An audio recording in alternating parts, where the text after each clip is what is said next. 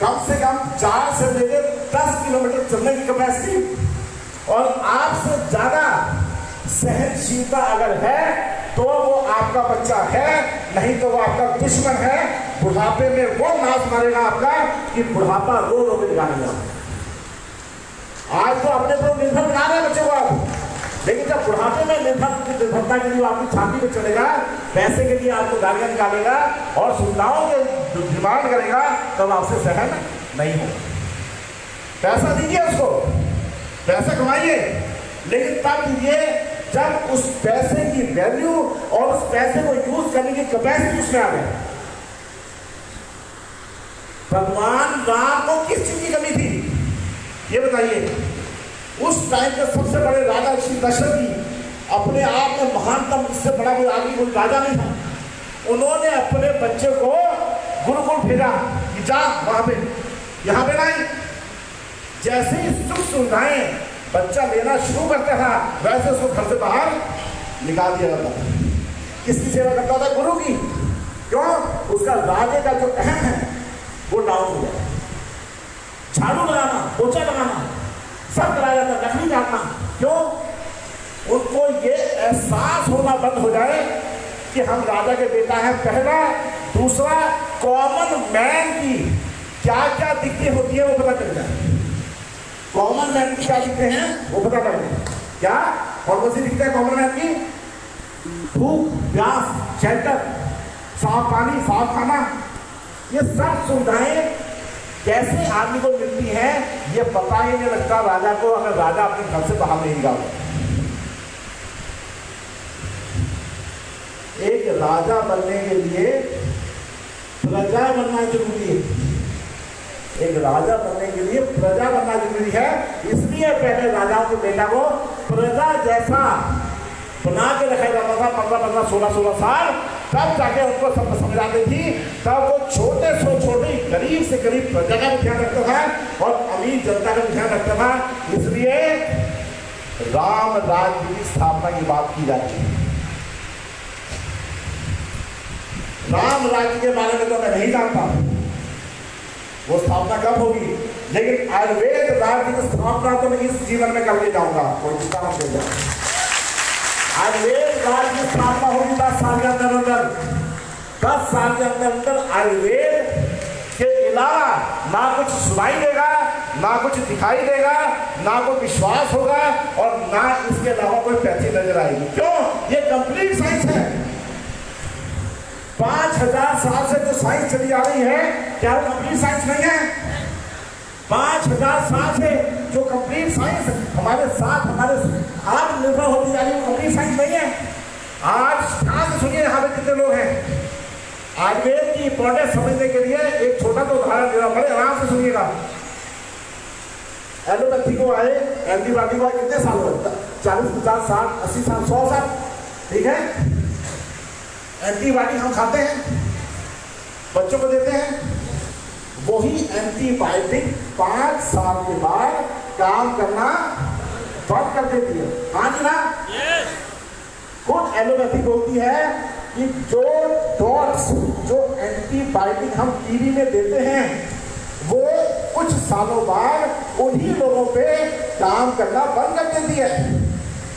40% TB के लोगों को एंटीबायोटिक जो दी जाती है टीबी में, वो काम नहीं करती, यानी बॉडी रेजिस्टेंट हो जाती है। बॉडी उस एंटीबायोटिक के वो बैक्टीरिया जो है अपने आप को बदल देता है, और वो जो बैक्टीरिया बदल देता है उसको वो एंटीबायोटिक काम नहीं करता।